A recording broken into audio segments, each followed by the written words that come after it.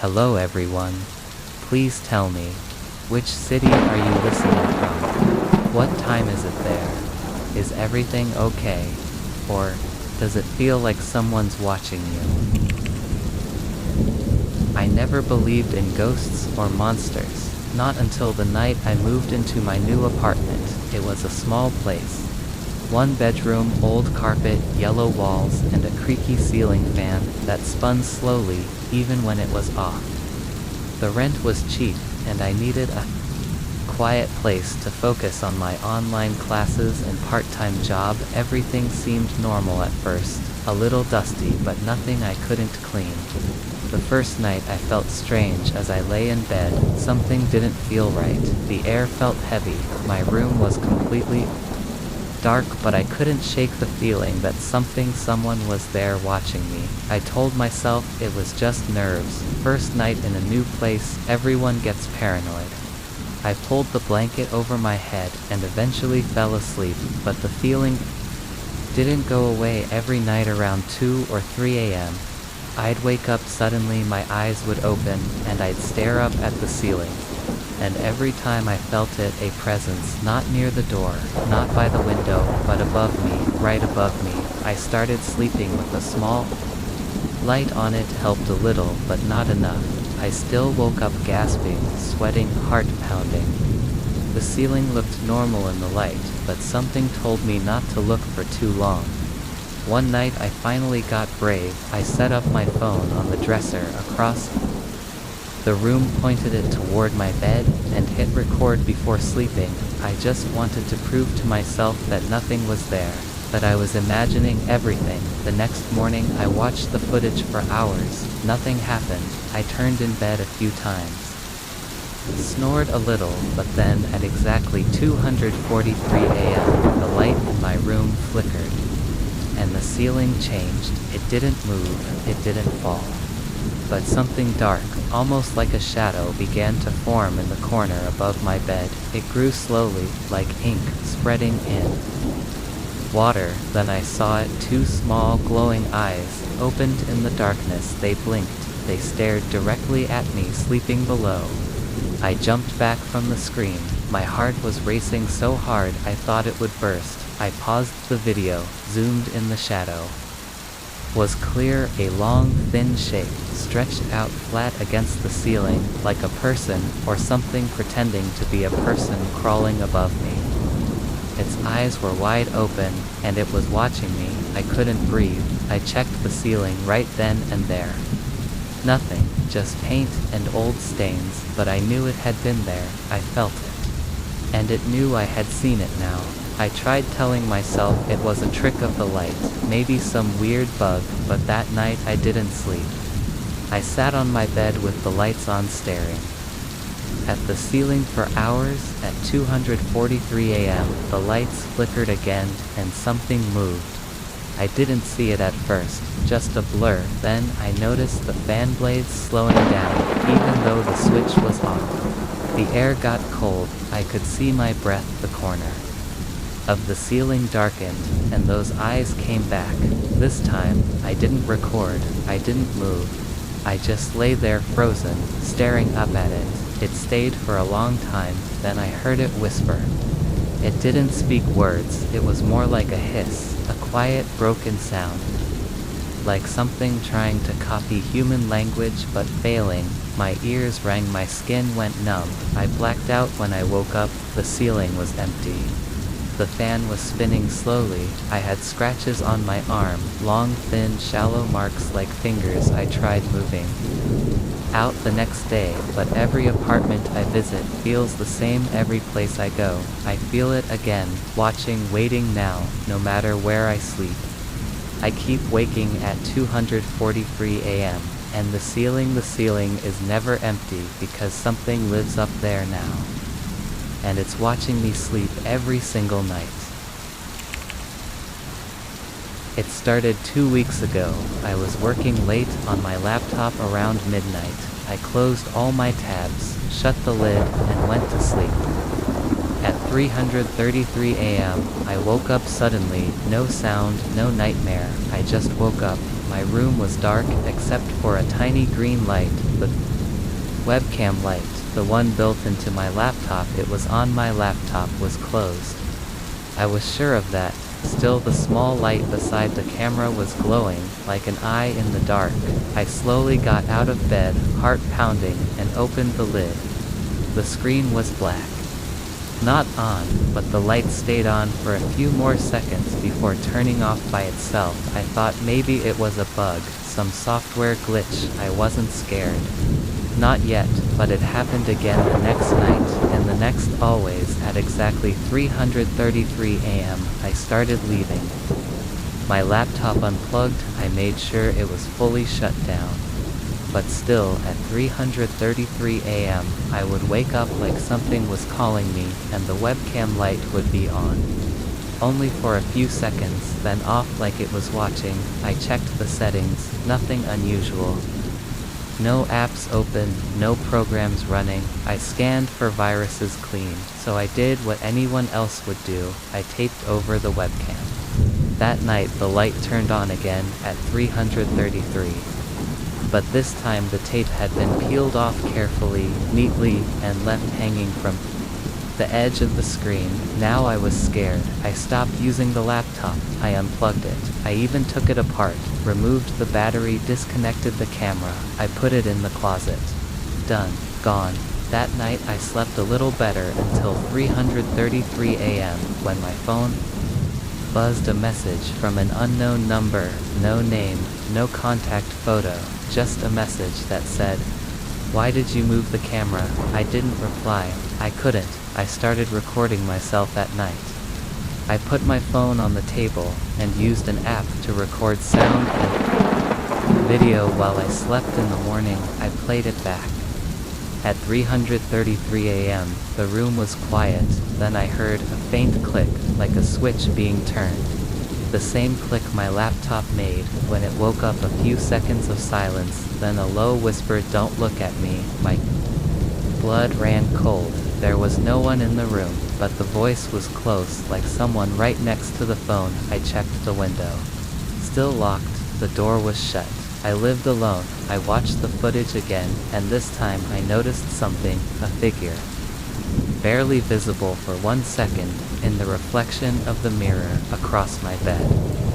A tall, dark figure standing over me, watching. I didn't sleep that night. Instead, I went to a friend's place and told him everything. He thought I was stressed, paranoid, until I showed him the recording. He watched the part with the whisper, paused, and asked, "Did you say this could be a prank?" I shook my head. He showed me something I hadn't noticed before. The whisper had words before, "Don't look at me," when we slowed it down. We heard it clearly. "I watch you sleep, don't look at me." That was enough. I moved out the next day, but it didn't help. New apartment, new laptop, new phone. And still, every night, at 3:33 a.m., the webcam turns on, even when nothing is plugged in, even on devices I've never used before. Sometimes I don't even set alarms anymore. My body just knows. It wakes up and sees the green light, always watching. Last night I covered all the webcams, taped over every camera, hid the phones. I still woke up at 3:33, and the worst part, one wasn't alone. I couldn't see anything, but I heard breathing, slow, heavy, coming from the corner of my room. I didn't move, didn't speak, and then I heard the whisper again, not from a device, but from right beside my ear. "I don't need your camera anymore now. I don't sleep, because this thing, whatever it is, used the camera to find me, and now it doesn't need it. It already knows where I am. And tonight, at 3:33, it might not just watch. For as long as I can remember, I've been afraid of the dark. Not the regular kind of fear, not just a child's fear of monsters under the bed, but a deep, bone-chilling fear. The kind that makes your skin crawl, the kind that whispers in your ear when the lights go out. I never told anyone, not my friends, not my parents. I learned to live with it. But that fear stayed with me into adulthood, no matter how much I tried to ignore it. It started getting worse last winter. I moved into a new apartment far from the city. It was cheaper, quiet, and surrounded by trees. I thought it would bring peace. Instead, it brought something else, something watching. The first time it happened, I had just turned off the lights and laid down. The room was completely dark. I stared at the ceiling, waiting to fall asleep. That's when I noticed it. Whenever I blinked, I saw something blink back. It was faint at first, like a flicker in the darkness. I thought I was imagining it. Maybe my eyes were playing tricks on me. Maybe it was just after images from the phone screen. But then it happened again the next night, and the next, always after I turned off the lights. At first, I tried to test it. I'd blink quickly, and I'd see two tiny flashes in the dark blinking back at the same rhythm, not randomly, with me like a mirror in the darkness. It became a game. I didn't want to play. I stopped blinking. I stared hard into the darkness, but my eyes would dry, and eventually I'd blink again. And every single time it blinked to that. When I realized, whatever it was watching me, and it was close. I started sleeping with the lights on. It helped for a while, until the night the power went out. I was reading in bed, when the whole apartment went dark, a blackout, total silence. Not even streetlights outside. I reached for my phone to use the flashlight, but it had just 2 battery. As I fumbled to plug it in, I blinked, and there they were, 2 eyes glowing faintly, blinking in perfect sync with mine. I stopped breathing. They didn't disappear, they just hovered there, motionless, silent, blinking. Every time I did, I closed my eyes, heart pounding. This can't be real. I thought it's stress, anxiety, lack of sleep. Just keep them shut, and it'll go away. But the darkness behind my eyelids wasn't empty. I saw them there, two eyes floating in the black. When I opened my eyes again, they were closer, and this time, they didn't blink. I stayed like that, frozen, until the power returned, and the lights came on. The eyes vanished. Instantly, the room looked normal, nothing out of place, but the air felt wrong, heavier, like something had been there. The next day, I installed cameras in my room, infrared night vision motion sensors, everything. That night, I went to sleep with one goal: to catch it on video. I turned off the lights, laid in bed, blinked the eyes, returned. I kept blinking, terrified, until I fell asleep. In the morning, I checked the footage at exactly 2:03 a.m. The camera picked up movement for just a few seconds. A shape, thin, tall, crouched low in the far corner of the ceiling, a white glint where the eyes should be. It didn't move like a person, it flowed, almost like a shadow with weight, and when I blinked in the video, its eyes blinked too perfectly timed. I sent the video to a friend. He called me immediately. "Bro, what the hell is that?" I didn't know, still don't.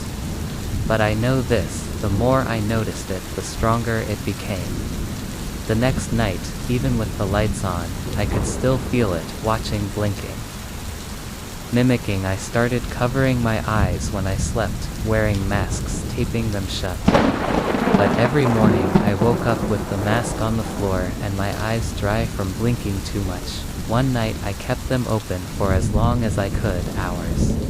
The longer I stayed awake, the more the darkness changed. The corners of the room bent slightly, the air vibrated, and the eyes, they weren't just blinking anymore.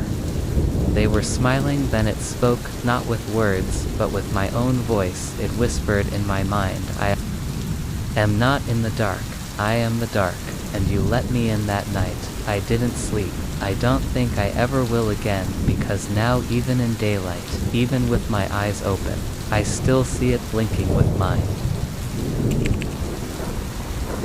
I never expected anything strange to happen. All I wanted was proof of my snoring. That's it.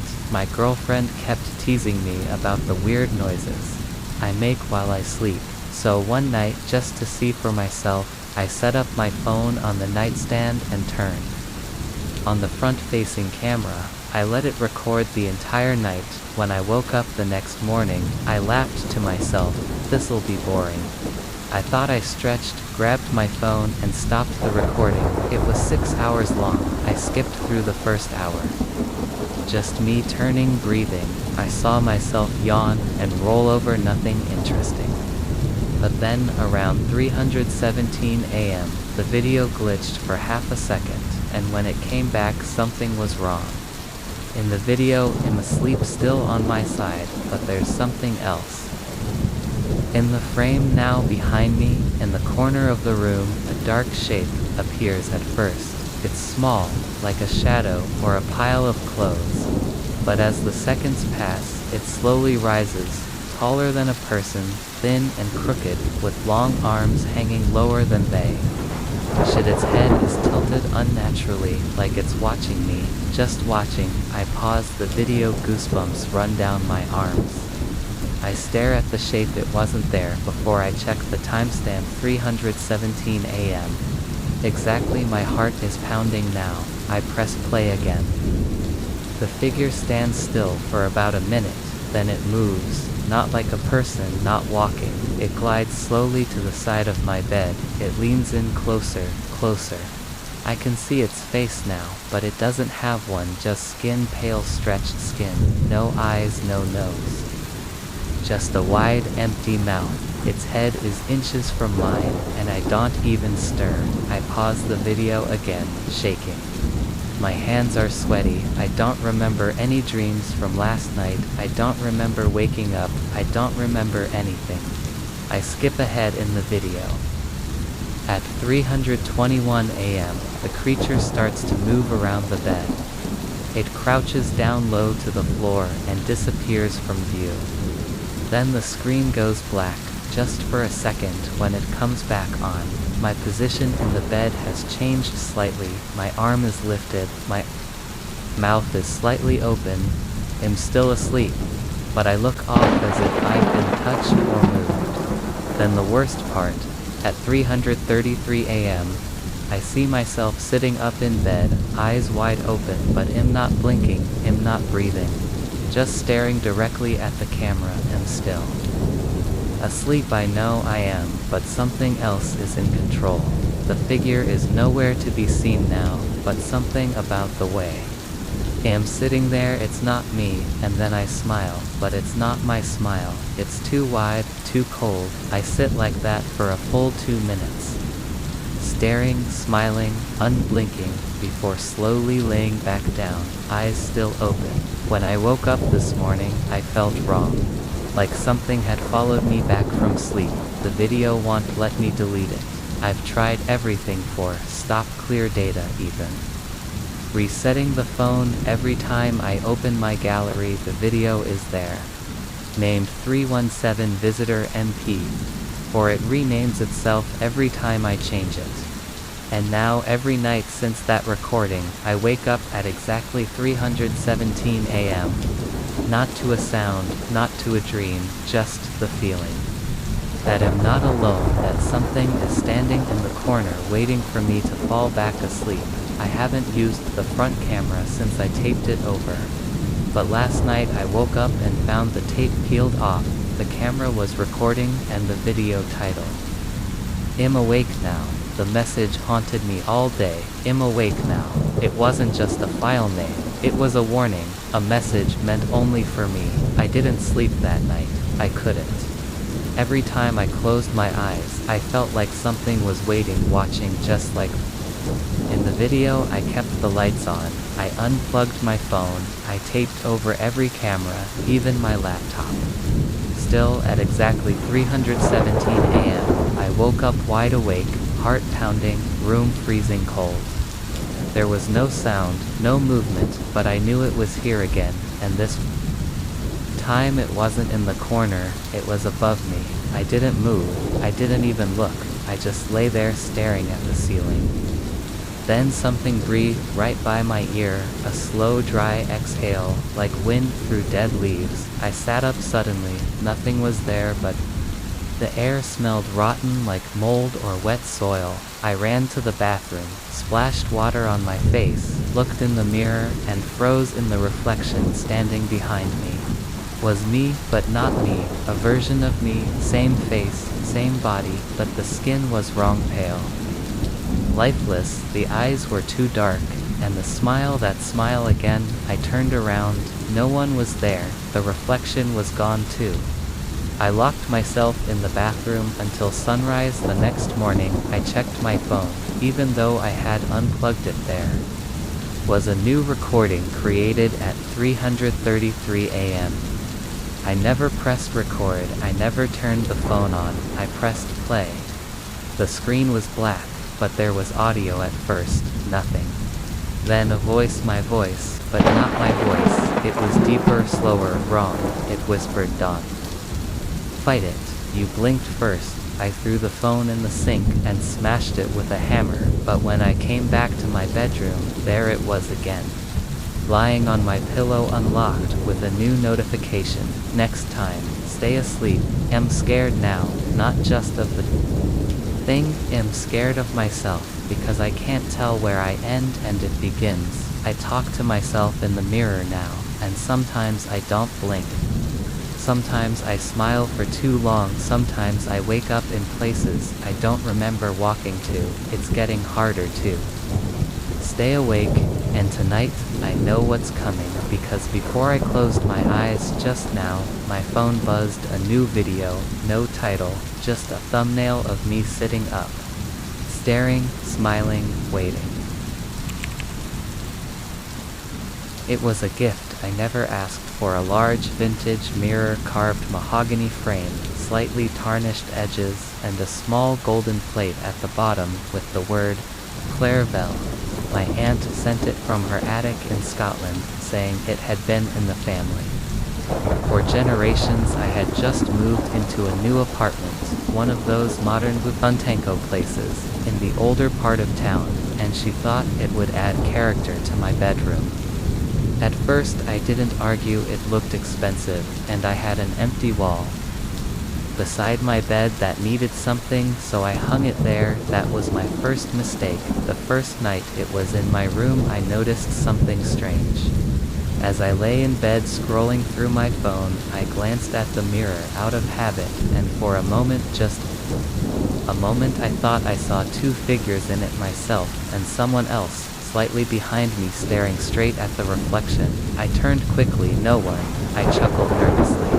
Just tired eyes playing tricks on me, I thought, but I stopped scrolling after that and pulled the covers over my head like I was a kid again. It was just a mirror. Mirrors don't move on their own. Mirrors don't lie, do they? The second night I started noticing the timing. It always happened at exactly 3:33 a.m., not a minute before. Not a minute after I'd wake up. Not from a sound, but from a cold wave of unease in the room. The kind of cold that sinks into your bones like something breathing against your neck. My eyes would drift to the mirror against my will, and there it was. Again, two people, me lying in bed and another silhouette, pale, tall, unmoving, standing at the foot of the bed, just watching. It never moved, it never blinked, just watched me sleep in the mirror. When I turned to look behind me, nothing, but in the mirror it stayed always there, always at the same time. I stopped sleeping through the night after that. By the fourth night, I started recording myself. I pointed my phone at the mirror before I slept, pressed record, and left it charging. I couldn't take it anymore. I needed proof, something to tell me I wasn't losing my mind. At 3:33 a.m. I woke up again, gasping, not from a nightmare, but from the same heavy stillness that always surrounded me. At that time the air smelled off like old copper and wet soil. My hands trembled as I reached for the phone. I opened the video. For the first 3 hours, nothing. Then, at 3:33, the video glitched, the screen twisted slightly like static in a reflection. And then the frame cleared there. I was lying still, And right behind me, something stepped into view, but it wasn't standing. It crawled, hands bent the wrong way back, arched. A face too long for any human. Its mouth hung open, not like it was screaming, but like it had forgotten how to close it. Black pits for eyes, and it was staring straight into the mirror, straight into me. I dropped the phone. I didn't sleep the rest of the night. The rest of the week I tried covering the mirror with a cloth, but every time I did I'd find the cloth on the floor. In the morning, once it was neatly folded at the foot of my bed, another time torn to pieces and stuffed under my pillow.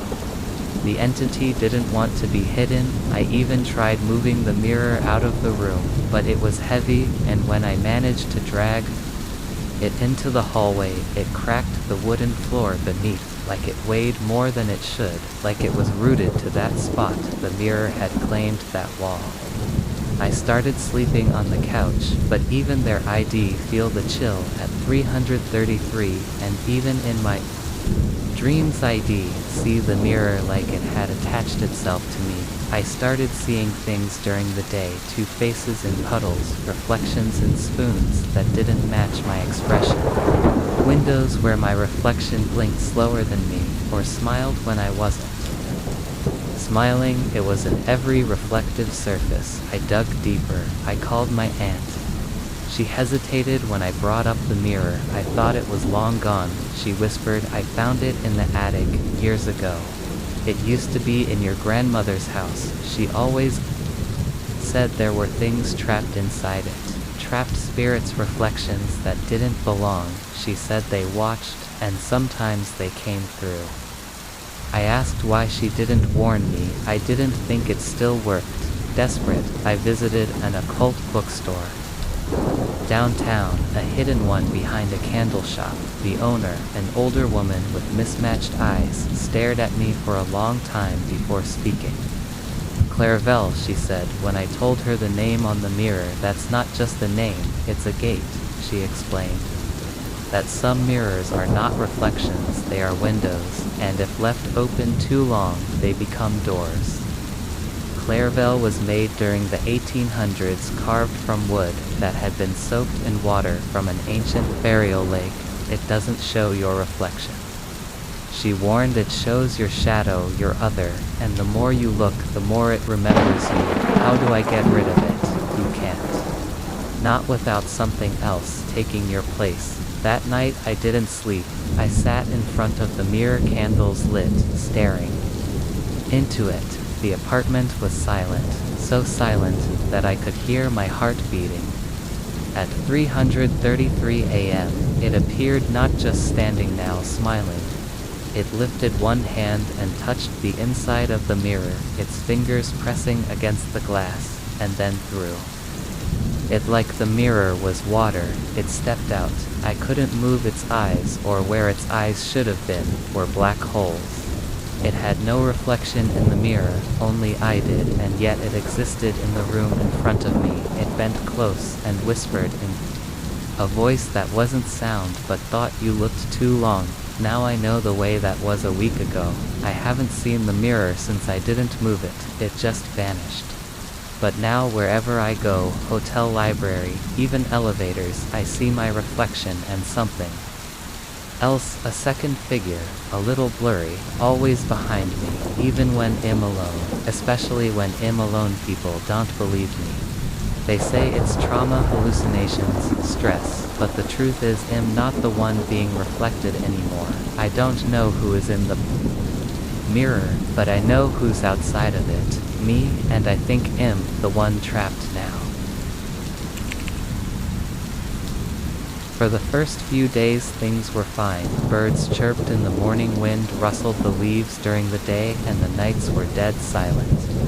Too silent. The first creak came on my fourth night, around 2:17 a.m. I was reading in bed when I heard the slow groan of the hallway door. I knew it was closed. I had shut it myself. But now, from the crack of light beneath the bedroom door, I could see a shadow move, then stop. I waited. Footsteps, none knocking, nothing, just silence. I walked to the hallway. and looked around. No one. The front door was locked, the windows were latched. I checked twice, maybe wind, I told myself, but the air was still. The next night it happened again. 2:17 a.m. The creaking started, the hallway door groaned open slower. This time it was unmistakable. Not the sound of wood adjusting, but a handle turning hinges, giving way, a door pushed by something or someone again. I checked nothing, but this time I noticed something strange, a faint, damp footprint on the wooden floor. Not dirt, not dust, water, just one, as if someone had stepped in and then vanished. I started locking my bedroom door at night, kept the bat next to the bed. Maybe it was a prank, maybe someone had a key, but then came the third night, 2:17 a.m. creak, pause. The hallway door opened again, but this time I heard breathing, not mine, heavy, uneven wheezing, almost like something struggling to breathe right outside my room. I grabbed the bat and flung the bedroom door open. Nothing, just air, still cold but on the floor to wet footprints side by side. The next morning, I asked the landlord if the place had a history. She hesitated, then gave in 3 tenants in the last 5 years, she said. All left within a few months, one just vanished, the police said. He skipped rent. I don't think so. What happened to the one before me? Didn't say, just left his stuff. Even his shoes. She paused. There's an old story about the place, something about a drowned man. They say he used to live here, went missing during a flood years ago. His body was never recovered. Some folks say the door opens to let him in, but he never steps all the way inside. I stared at her. She was serious. I placed salt lines at the doors, lit candles, even said a few prayers I found online. But none of it worked, because the next night something changed. This time the bedroom door creaked. 2:17 a.m. The handle turned slowly, precisely. I was frozen, eyes open, hands clutching the blanket. The door opened an inch, then 2, then 4. I expected someone to enter. No one did, just the door opening on its own, but I could feel it. Something was watching me. I bought a motion sensor camera the next day, set it up in the hallway, pointed at the door. I told myself if I captured proof, I could leave. Maybe even sell the footage, go viral, become one of those paranormal documentary guys. At 2:17 a.m., the camera activated when I checked the footage. The next morning, I felt my blood run cold. The door opened slowly, but nothing was there, nothing. I could see anyway, but the motion sensor light turned on, and the temperature gauge dropped suddenly from 22 degrees Celsius to 2 degrees Celsius. In 5 seconds the floor glistened wet, as if someone had dragged water into the house. I moved to the living room sofa, kept lights on, but sleep doesn't save you. That night, at 2:17 a.m., I heard something I hadn't before. Whispers, not loud, not clear, just whispers, like words underwater, and something else, a faint tapping, like fingernails on the walls, on the floor, behind the mirror. I didn't dare move, but the sound circled me, like someone or something was walking around me in a circle. And then the whisper stopped. The air became unbearably cold. I felt a drop of water fall on my forehead. I screamed and turned on every light. No one was there, but the door wide open. I called a local paranormal expert. I was desperate. His name was Malik, an old man with hollow eyes and a voice that didn't shake even when he spoke of death. He came, stood silently in the hallway, then said, "You invited him. When you looked, when you listened, you gave him space." "I didn't invite anything," I shouted. Malik looked at me with sadness. "You left the door open that night." I didn't sleep, neither did Malik. He sat cross-legged, chanting in a language I didn't understand. He placed bowls of ash, salt, and coal around the house, lit herbs that made the air thick with smoke. At 2:17 a.m., the door creaked again. Only this time it wasn't slow. It burst open, the lights exploded, the temperature plummeted, and we both saw it. A figure, tall, soaking wet skin, pale and bloated, eyes hollow, a man but not alive. He stood at the threshold, breathing heavily, dripping. He didn't speak, just stared. Malik began chanting louder, faster, throwing salt into the doorway. But the figure didn't move. He wasn't there to come in. He wanted me to come out. I passed out when I woke up. It was morning. Malik was gone, so were the ashes and the salt I found. Only one thing left behind his bag, and inside it, a note. Don't open the door, not even in daylight. He waits for the moment you believe you're safe. It's been a week now. Every night, 2:17 a.m., the door creaks open. No one enters, but Hayes there waiting, watching, and I've stopped locking the door, not because I'm brave, because I know Hayes already inside.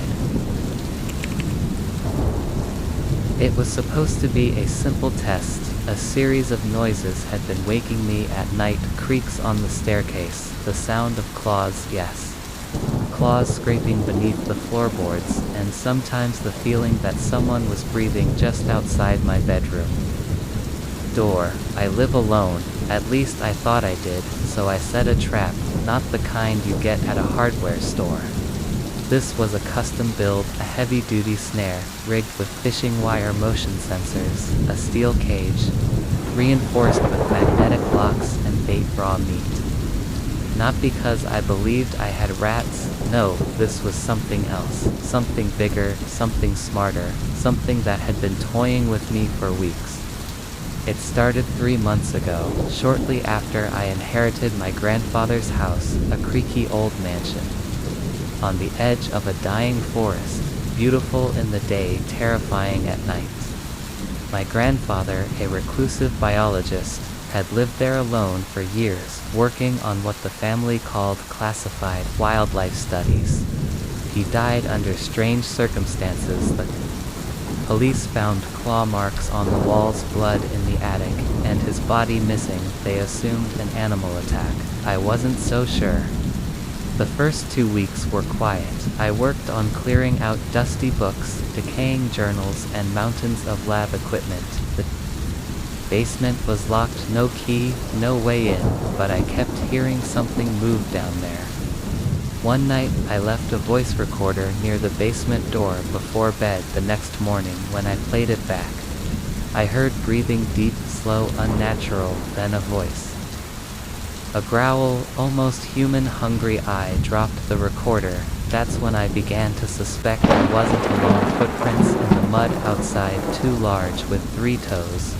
Claw marks on the hallway walls. One morning, I woke up to find my window unlatched from the inside, and worst of all, I started finding notes. Slips of paper slid under my door at night, scribbled in handwriting eerily similar to mine. Don't feed it, don't see it, it knows you're watching, and then finally set the trap, or it will, so I did. I stayed up, waited until 200 a.m., when the air always got cold and the house fell into that unnatural silence. The kind of silence that presses into your chest like a weight. I heard it then, something skittering down the hallway. Not running, not walking, crawling, like joints bending the wrong way. The meat in the trap began to sway. The sensor light blinked red. Something triggered it, snapped. The trap slammed shut, and the house went completely still. I held my breath and approached the cage. Slowly. I shouldn't have. What I saw inside was not an animal. It was humanoid, vaguely but thin, stretched, like its skin was pulled too tight over bone. Its eyes were enormous, black and wet. No lips, just sharp teeth protruding from a narrow jaw, and long fingers that ended in claws tapping calmly against the steel bars. It didn't panic. It didn't roar or scream. It smiled and said in a distorted, gurgling voice, smart like him. My blood turned to ice. It knew my grandfather. I ran to the garage and came back with my camera. I had to record it, proof that I wasn't going insane, but when I pointed the lens, the screen went static. It wouldn't focus. The thing blurred itself out like it was never there. It began humming a low, haunting tune, childlike, almost musical, but wrong in every way. Then it spoke again. The trap worked, but not for me. I didn't understand. Then I felt the cold behind me. I turned. Another one, taller, thinner, standing in the hallway. It hadn't been caught. It had been waiting. I stumbled back, flashlight shaking in my hand. The light flickered and passed through it like mist. It raised its hand not to attack, but to point at the cage inside. The first creature was gone. Only blood remained, thick, black, and boiling. I ran. Locked myself in the bathroom, heart pounding in my ears. The hallway outside groaned as footsteps approached. And then stopped. A paper slid under the door. I picked it up. It read, "You caught the bait, not the beast." I stayed locked in there until sunrise. When I finally emerged, the cage was shattered. Steel bars melted like wax. The floor was soaked in that black liquid already evaporating. The hallway smelled like burned hair and ash, and scrawled on the wall in deep red letters, "Next time." It sets the trap now. I don't sleep much, because every night at 200 a.m., the air still goes cold, and the shadows in my hallway are longer than they should be. And sometimes I wake to find a paper under my pillow. I don't read them anymore, but I keep them just in case, because I don't think I set the trap that night. I think the house did, and it's not done catching things, not yet.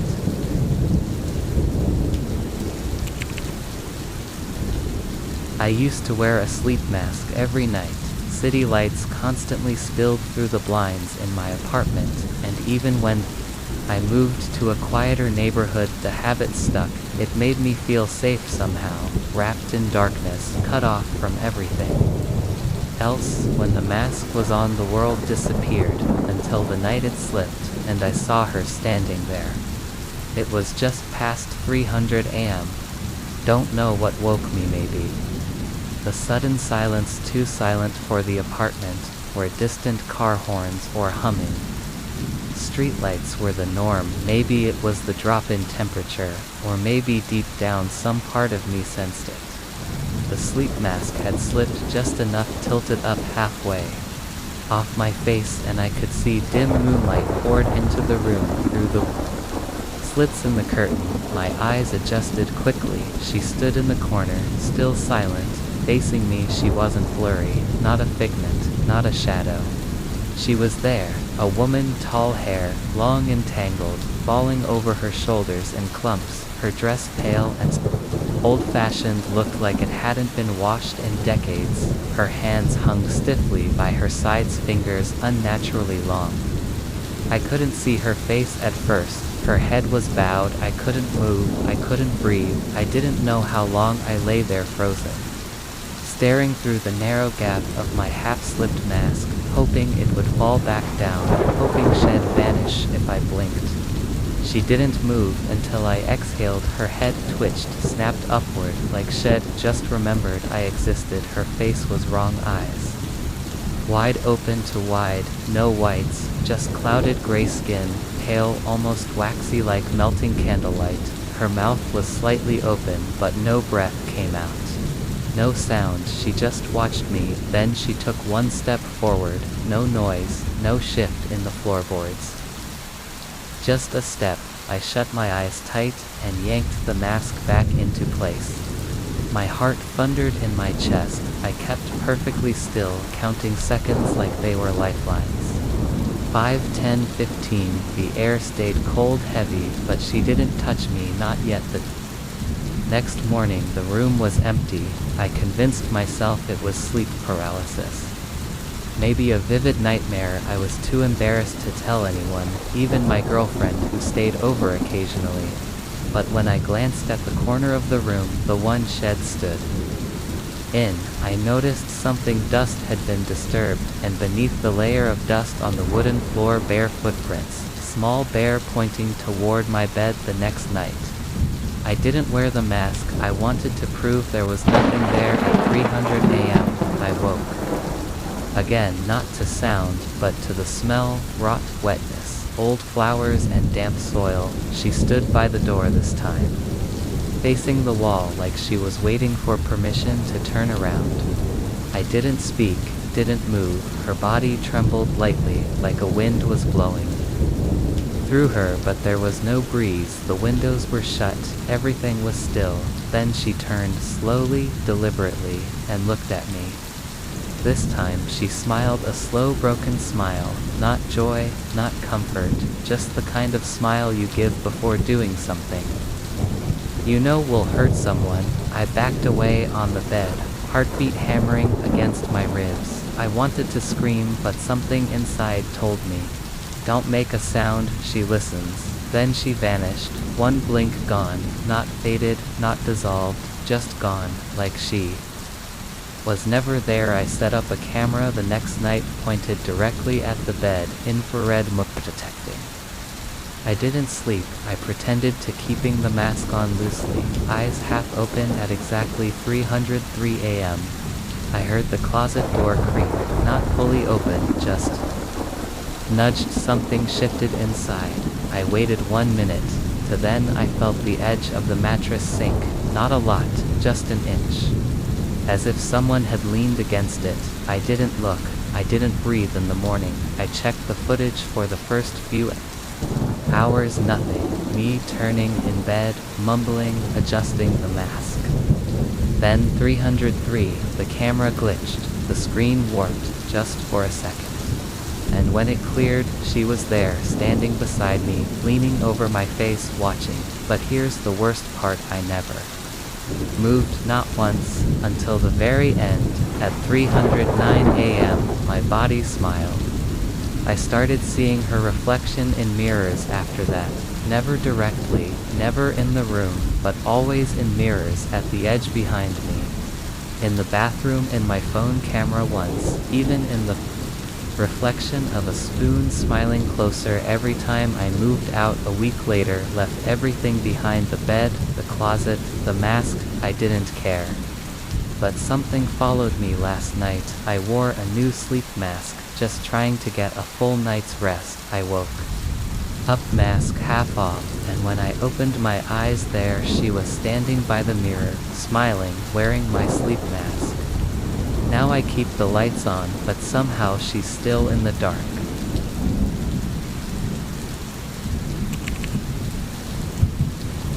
It started as a joke. My roommate Dan moved out 2 weeks ago. We'd lived together for over a year in a fuller apartment, old building, thin walls, dusty corners, and long heavy curtains that hung from ceiling to floor. They covered a tall window that faced a narrow alley. The view was always gray, always lifeless. We barely opened them. There was never a reason to the day he left. Dan looked back at the window and said with a smirk, "Don't pull the curtain back after midnight. He hates being seen." We both laughed, but I remember Dan never slept with the curtain open. The first few nights alone were quiet, too quiet. I started noticing small things, the curtains swaying when the windows were closed, a cold spot near the glass, the faint sound of breathing when the TV was off. I'd tell myself it was in my head, or maybe the building settling, but on the 5th night, I woke up at 2:42 a.m. No reason, just awake. The apartment was silent, but the curtain, it was swaying, not lightly, gently, rocking like someone had just stepped behind it. I stared and stared, then I whispered like a fool, "Dan, this isn't funny," but no one laughed. I didn't check that night. I told myself, if something was behind the curtain, pulling it back would make it real. So I turned away, forced my eyes shut, and prayed for sleep. The next morning, nothing seemed disturbed. But when I stepped near the curtain to open it, I found a footprint, just one bare damp, facing inward toward the room. I called Dan, tried to laugh it off, but my voice shook. He paused on the other end, then said quietly, "You saw him, didn't you?" "What are you talking about?" Dan sighed. When I first moved in, I used to hear things at night, always near that curtain, thought it was wind then. I saw a shape once, just a shadow, didn't check it, didn't want to, so why didn't you tell me? I didn't think he'd follow you. A pause. Just don't open it. If you don't open it, he doesn't move. I didn't believe him, not entirely, but that night I didn't sleep. I sat in the living room, lights dim, staring at the curtain. 3:07 a.m., a creak the floor, near the window pressed down, like someone shifted their weight. I whispered, I know you're there. Nothing. I took a step forward, then, from behind the curtain, a deep, long exhale, not like breathing, more like something waking up. I backed away and locked myself in my bedroom. The next day, I nailed the curtain shut. Every inch. I thought that would help. It didn't, because the night after that the breathing started again, and now it came from inside the walls. I started noticing changes in the room. The air near the window was always colder. My cat refused to enter the living room. Shadows lingered longer than they should. Sometimes I'd hear scraping behind the curtain, nails maybe dragging across the glass. Once I swore I heard whispering in a language I didn't know. I set up a camera just to prove I wasn't losing it. Next morning, I checked the footage at 3:11 a.m. The image blurred for exactly 34 seconds. And when it cleared, the curtain was still, but in the reflection of the window pane, something tall and distorted stood behind it. Long arms, no face, just darkness where a head should be. I called a medium. I was desperate. She walked in, paused in front of the curtain, and immediately backed out of the room. I won't go near it, she said. Whatever's there, it isn't human, it isn't a ghost either. It's older and watching. What does it want? She looked me dead in the eyes. It wants to be seen. I moved my bed to the other side of the apartment, but I still hear him every night. 3:00 a.m. Floorboards creak. The air turns to ice, and the curtain pulls tight, like something's pressing against it from the inside. Sometimes I see an outline, sometimes I hear laughter. Low, broken laughter, like choking. I haven't opened the curtain, not yet, but I feel it haze closer now. A week ago, I came home to find the curtain open.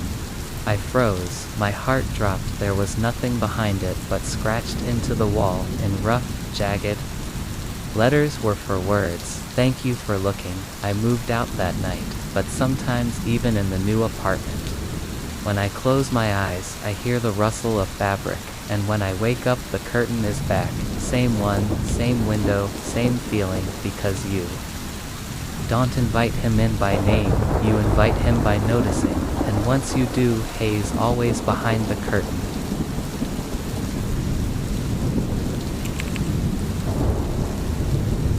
I've always had vivid dreams, not the kind you forget in the morning, but the kind that leave you with a residue, a feeling, a smell.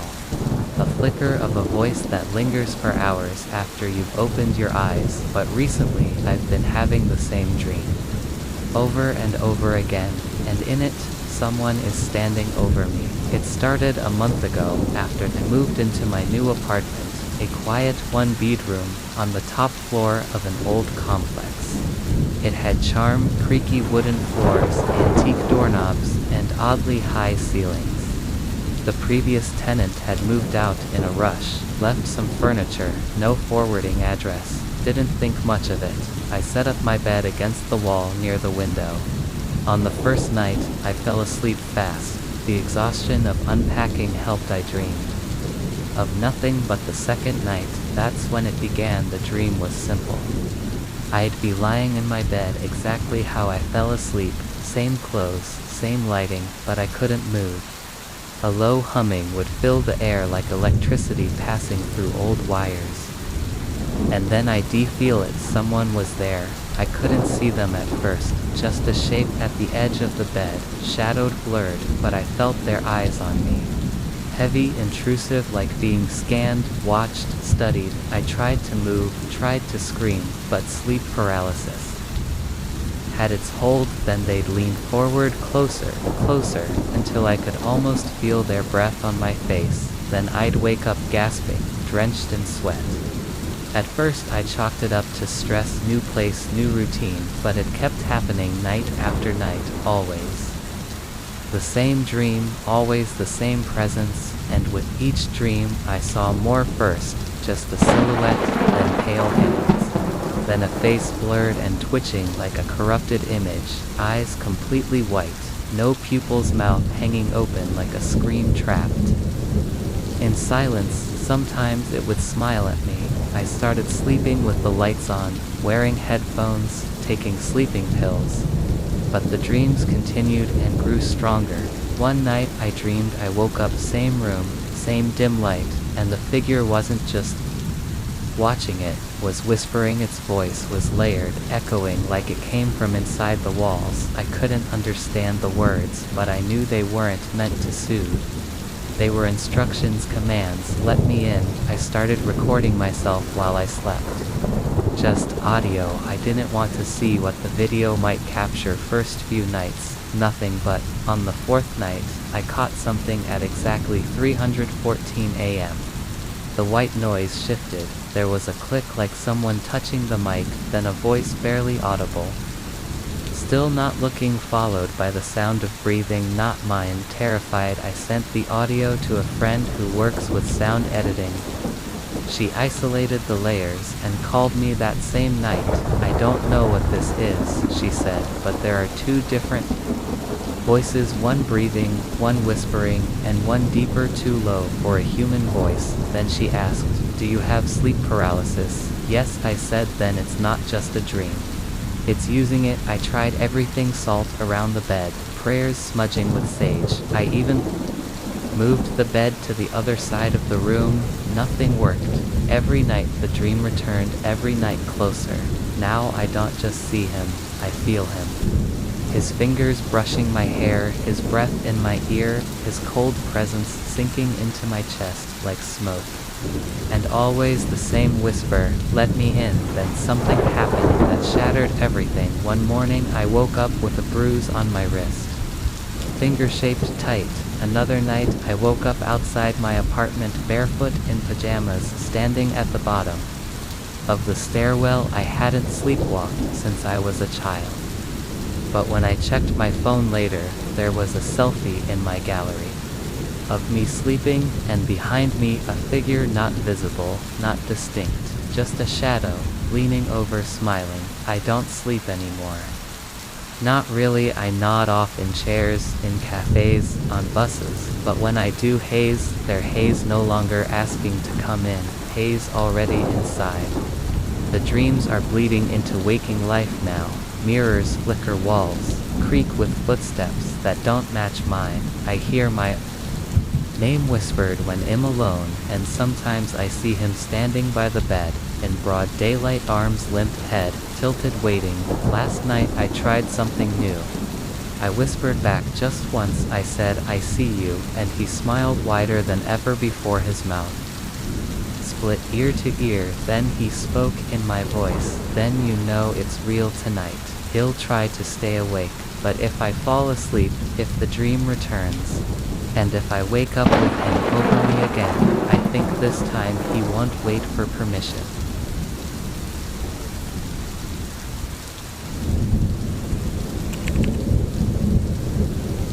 It was supposed to be just one night. The bed in my new apartment was still being delivered, and I wasn't in the mood to assemble furniture.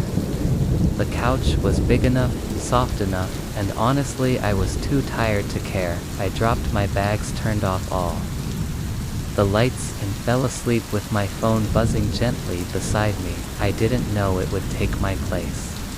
I didn't know something else would climb into that bed, and once it did, it didn't want to leave. I moved in 3 days ago. The apartment was quiet, tucked between an abandoned bookstore and a laundromat that hadn't seen new machines since the 90s. But the rent was cheap, and the landlord seemed eager to get someone in fast. I didn't ask why. My first night I slept on the couch. I remember because I couldn't get comfortable. I tossed and turned for hours, strange thoughts crawling through my brain like static, that the place felt too empty, that the air was too cold, that the silence wasn't quite silent. Eventually I drifted off. That's when I had the dream. I was standing in the hallway in the apartment, staring at the closed door to the bedroom. I could hear breathing on the other side. Not just any breathing, my breathing, same rhythm, same depth, and it terrified me. I reached for the knob, but my hand wouldn't move. I stood frozen as something inside the room climbed into the bed, the sound of blankets shifting, a body settling in. Then slowly the doorknob began to turn from the other side. I woke up gasping. The next morning I laughed it off. Moving stress, too much caffeine, weird dreams were normal. But when I walked past the bedroom, I noticed something odd. The sheets were wrinkled, not like how they looked when I tossed them onto the bare mattress before falling asleep on the couch. These were sunken, as if someone or something had laid there. I checked for rodents, signs of animals, nothing. Still, I made the bed again, neatly this time. Tight corners, flat surface, just to see. The second night I slept on the couch again. Not out of necessity, out of unease. Same dream, only this time I was inside the bedroom, the hallway behind me. The door opened and someone was walking down the hall. I lay in the bed, unable to move, staring at the ceiling as footsteps grew louder. I couldn't turn my head, couldn't scream, just the sound of bare feet against old floorboards. Then from the corner of my eye, a face leaned over me. My face, but the smile too wide, too sharp, and the eyes black, endless pits that stared down like they were looking into themselves. I woke up sweating, and the couch soaked, not with sweat, with water, cold, musty, and reeking of something ancient. I rushed to the bedroom. The bed was messy again. Not just wrinkled, but sunken, twisted, like someone had been thrashing violently. The pillow had a dent, and in the sheets hair, long dark strands that weren't mine. I live alone. I set up a camera that night, pointed it at the bedroom. I refused to go near the bed. I stayed awake on the couch, staring at the camera feed through my phone. At 2:43 a.m., the bedroom door creaked open. I hadn't left it open. Something tall, slow-moving, walked in. The image flickered like static, and for a split second, I saw me, but it wasn't me. It moved too wrong, too fluid-like. It was puppeteered by broken strings. It crawled into the bed, faced the ceiling, and smiled into the camera. I turned off the feed. Too scared to move, I waited until sunrise. When I finally walked into the bedroom, the bed was perfectly made and on the pillow, a note written in red ink, or maybe something worse: you were more comfortable on the couch. I moved out that afternoon. Left everything behind. Didn't take the bed, didn't take the couch, just my keys and phone. But now every time I try to sleep, I hear bedsheets shifting, and sometimes in hotel rooms or guest houses, I find the bed already warm, as if someone had just been there. Sometimes the mirror shows me asleep before I even close my eyes, and sometimes I wake up on the couch. Even when I swear I went to sleep in bed, because I think now it sleeps in the bed, and I sleep wherever it lets me.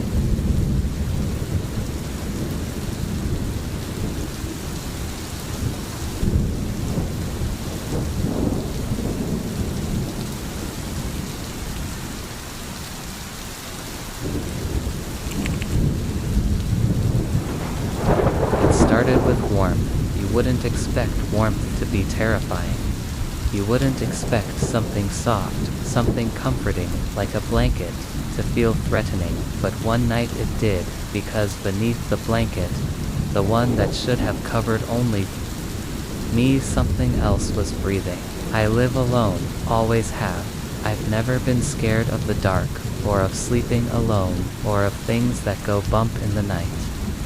I've laughed at horror movies, rolled my eyes at ghost stories, but that night made a believer. Out of me it was the beginning of winter. The nights were cold, the kind that curl around your spine and creep into your bones. I had piled on layers of blankets and was tucked in tight like a cocoon. Everything felt normal at first, the muffled sound of the heater in the hallway, the occasional whistle of wind against the window pane, and the soothing silence of an empty home. I was drifting into sleep, half awake, half dreaming. Then I felt it, a slow, steady rise and fall beside me, as if someone was lying right next to me under the same blanket, breathing. My heart seized. I didn't move. I didn't want to move. Because there's a moment, a thin line between thinking something's wrong and knowing something is. And once you cross it, there's no going back. The breathing continued, gentle, rhythmic, not mine. I held my breath to make sure. And the sound kept going. I told myself it was a draft, maybe the blanket shifting from the heater. But I couldn't shake the weight, the unmistakable presence that lay inches from my chest. I whispered into the dark, "Hello." The breathing stopped completely. The silence was louder than the wind. I slowly reached out, trembling toward the shape beneath the blanket. It felt warm, solid, human, but when I pulled back the covers, there was nothing. No one, just me alone. But the spot where I had felt the shape was still warm. And a faint indentation remained on the mattress. I didn't sleep that night. I stayed in the living room with the lights on until morning told myself it was exhaustion or a vivid dream, until the second night and the third. Every night after 2:30 a.m., I felt it, the breathing always starting slowly, always under the blanket beside me. No footsteps, no sound of entry, just suddenly, it was there. Once I thought I heard a whisper, low, gravelly. It said, "Don't move," and I didn't. Not until sunrise. I placed a camera on the nightstand, pointed at the bed. Thought I'd prove I was losing my mind. The footage showed me sleeping still until 2:33 a.m. The camera glitched for a second, and then the blanket rose, as if someone had slipped in slowly, carefully, but no one was visible. Just a deep dip beside me, and the blanket lifting and falling with unseen breaths. At 3:09 a.m., the blanket deflated, the shape vanished. I never moved, but the worst part, at the very end of the video, I smiled, eyes closed, mouth curled slightly. I don't remember that I started sleeping with the blanket folded down to my waist.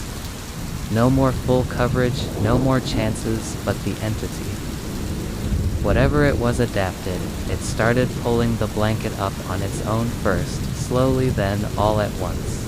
And every time I threw it off, it pulled it back, like it was claiming space, like it was saying, "This is mine too." I spoke to a local paranormal expert. She listened, then simply asked, "Did anyone ever die in that bed?" I told her I didn't know, it came with the house.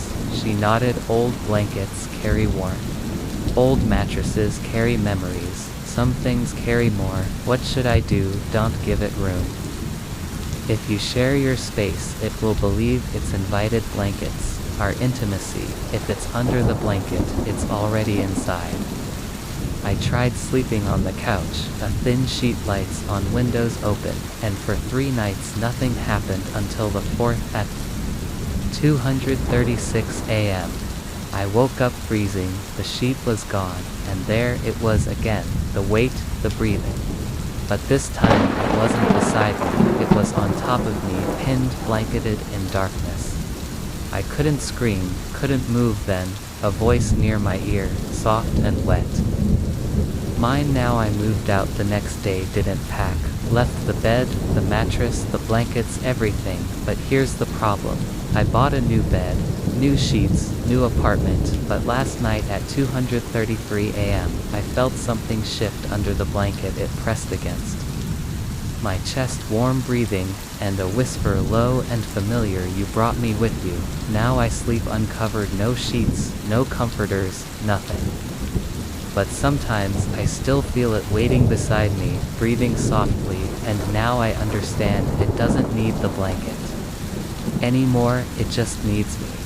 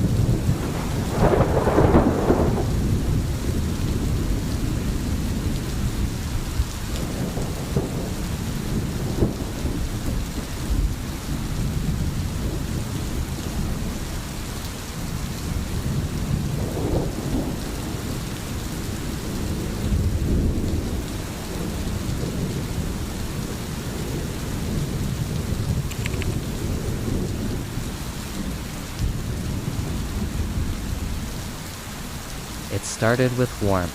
You wouldn't expect warmth to be terrifying. You wouldn't expect something soft, something comforting, like a blanket, to feel threatening, but one night it did, because beneath the blanket, the one that should have covered only me, something else was breathing. I live alone, always have. I've never been scared of the dark, or of sleeping alone, or of things that go bump in the night. I've laughed at horror movies, rolled my eyes at ghost stories, but that night made a believer. Out of me it was the beginning of winter. The nights were cold, the kind that curl around your spine and creep into your bones. I had piled on layers of blankets and was tucked in tight like a cocoon. Everything felt normal at first. The muffled sound of the heater in the hallway, the occasional whistle of wind against the window pane, and the soothing silence of an empty home.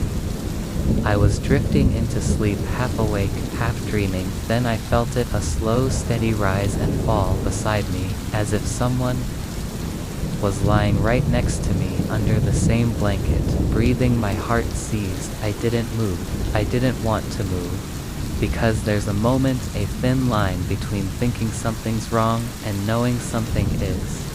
And once you cross it, there's no going back. The breathing continued, gentle, rhythmic, not mine. I held my breath to make sure. And the sound kept going. I told myself it was a draft, maybe the blanket shifting from the heater. But I couldn't shake the weight, the unmistakable presence that lay inches from my chest. I whispered into the dark, "Hello." The breathing stopped completely. The silence was louder than the wind. I slowly reached out, trembling toward the shape beneath the blanket. It felt warm, solid, human, but when I pulled back the covers, there was nothing. No one, just me alone. But the spot where I had felt the shape was still warm, and a faint indentation remained on the mattress. I didn't sleep that night. I stayed in the living room with the lights on until morning told myself it was exhaustion or a vivid dream, until the second night and the third. Every night after 2:30 a.m., I felt it, the breathing always starting slowly, always under the blanket beside me. No footsteps, no sound of entry, just suddenly, it was there. Once I thought I heard a whisper, low, gravelly. It said, "Don't move," and I didn't. Not until sunrise. I placed a camera on the nightstand, pointed at the bed. Thought I'd prove I was losing my mind. The footage showed me sleeping still until 2:33 a.m. The camera glitched for a second, and then the blanket rose, as if someone had slipped in slowly, carefully, but no one was visible. Just a deep dip beside me, and the blanket lifting and falling with unseen breaths. At 3:09 a.m., the blanket deflated, the shape vanished. I never moved, but the worst part, at the very end of the video, I smiled, eyes closed, mouth curled slightly. I don't remember that I started sleeping with the blanket folded down to my waist. No more full coverage, no more chances, but the entity, whatever it was, adapted. It started pulling the blanket up on its own first, slowly, then all at once. And every time I threw it off, it pulled it back, like it was claiming space, like it was saying, "This is mine too." I spoke to a local paranormal expert. She listened, then simply asked, "Did anyone ever die in that bed?" I told her I didn't know, it came with the house. She nodded. Old blankets carry warmth. Old mattresses carry memories. Some things carry more. What should I do? Don't give it room. If you share your space, it will believe it's invited. Blankets are intimacy. If it's under the blanket, it's already inside.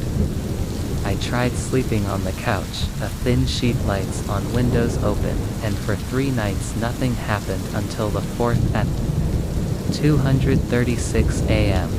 I woke up freezing. The sheet was gone, and there it was again, the weight, the breathing. But this time it wasn't beside me, it was on top of me, pinned, blanketed in darkness. I couldn't scream, couldn't move. Then, a voice near my ear, soft and wet. Mine now. I moved out the next day, didn't pack. Left the bed, the mattress, the blankets, everything. But here's the problem. I bought a new bed, new sheets, new apartment, but last night at 2:33 a.m., I felt something shift under the blanket it pressed against. My chest, warm breathing, and a whisper, low and familiar, "You brought me with you." Now I sleep uncovered, no sheets, no comforters, nothing.